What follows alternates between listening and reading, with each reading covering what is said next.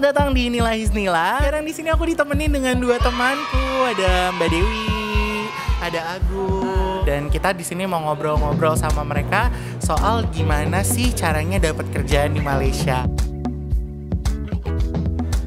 Sebenarnya jurusannya aku waktu itu adalah IT, jadi benar-benar yang berbasis dengan software, hardware-nya, komputer lah gitu. Karena aku lulusan sini ya, lebih mudah aja cari kerja ketika kamu lulusan dari negara itu ataupun juga dari daerah itu. Jurusannya sastra Inggris, di Brawijaya Malang. Dapetin kerjaan yang sekarang juga aku dapetin dari LinkedIn kan.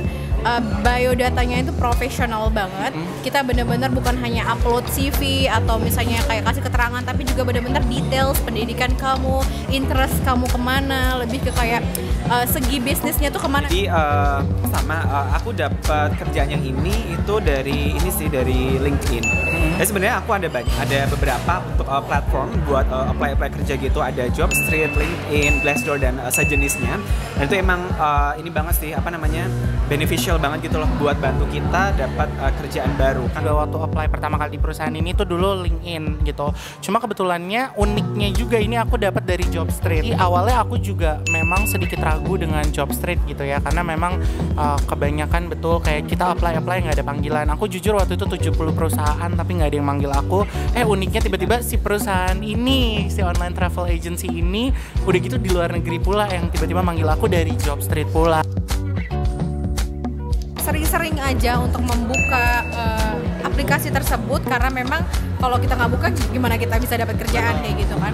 Terus yang kedua, dari bahasa Inggris dengan baik, karena itu adalah ibaratnya itu adalah jendela pintunya kalian untuk kemanapun itu, nggak cuma di Malaysia, mau ke luar negeri di bagian belah manapun kalian harus punya bahasa Inggris biar bisa kuat gitu fondasinya.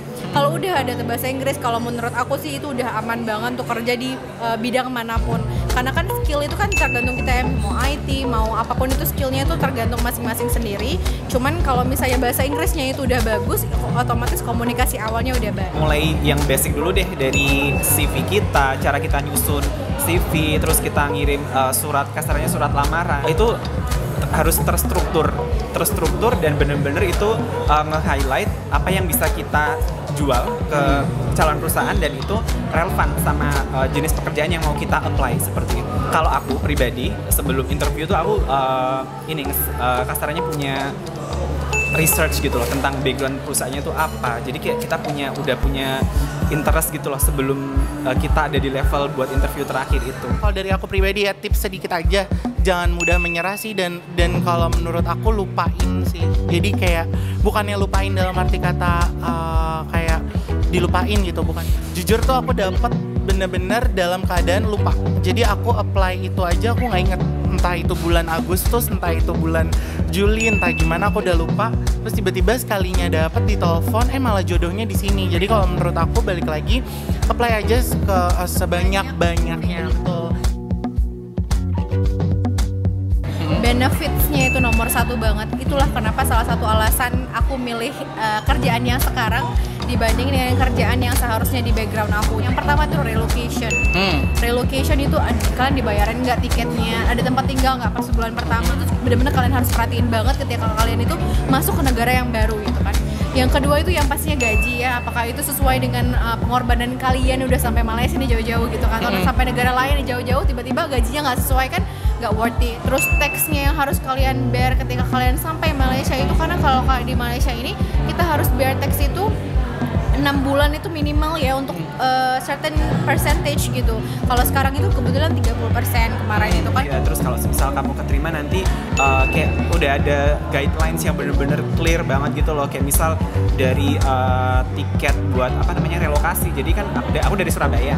Jadi dari Surabaya, bahkan dari pengurusan visa aku Surabaya Jakarta, kemudian balik lagi aku Surabaya KL, itu bener-bener mereka udah jelas nanti bakal cover, bakal di reimburse. Sebulan pertama juga kan nggak mungkin kita tiba-tiba pindah nih udah langsung dapat rumah kan, kayak nggak mungkin banget kan ya. Jadi dari perusahaan sendiri udah kasih kasih hotel buat 1 bulan itu bener-bener dari awal udah dijelasin sih. Jadi makanya pas ketika udah dapat offernya ya udahlah aku berani aja, maksudnya kayak buat pindah ke KL seperti itu. Oke, kalau dari aku pribadi ya, tadi kan karena kebetulan nyinggung tax sama visa. Nah, kalau menurut aku pribadi, ketika kamu dapat offer dari perusahaan manapun atau diletakkan di negara manapun, usahakan cari yang bisa memprovide visa. Kedua, bisa memprovide relokasi, karena untuk visa sendiri itu cukup mahal loh.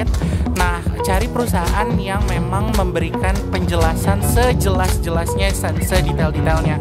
Alhamdulillah perusahaan kita itu memang waktu kita udah sampai di interview kedua atau ketiga gitu, aku lupa, kedua bahkan, baru interview sama HR, mereka tuh ngasih kayak booklet gitu ya, file PDF, mereka ngasih tahu kalian akan dapat ini, terus kalian akan dikenakan pajak sekian persen selama berapa bulan kayak gitu. Jadi kita tuh ada prepare tuh. Yang ketiga mungkin insurance. Nah, bener kan? Soalnya insurance di sini mahal ya kalau kita nggak ada insurance. Aku pernah masuk emergency ward ya, masuk UGD, dan aku masuknya ke rumah sakit yang nggak kerja sama insurance kantor waktu itu. Salah aku sih sebenarnya, bukan salah dari si insurance-nya gitu.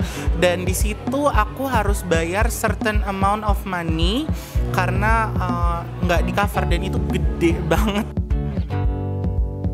Apa ya, pokoknya ini sebagai job seeker tetap semangat. Jadi misal kalian dapat ini initial interview, terus nggak ada follow up lagi, jangan putus asa, jangan putus semangat. Keep going pokoknya sampai keterima, gitu aja sih. Jadi kamu harus improve diri kamu, upgrade diri kamu dari segi manapun itu, dari segi bahasa Inggris kamu, dari segi pengetahuan kamu, dan apa yang mau kamu lakuin nanti juga harus kamu benar-benar tahu nih. Kamu mau apa? Jadi kamu tahu apa yang nanti akan kamu lakukan ke depannya. Saat ini jangan patah semangat.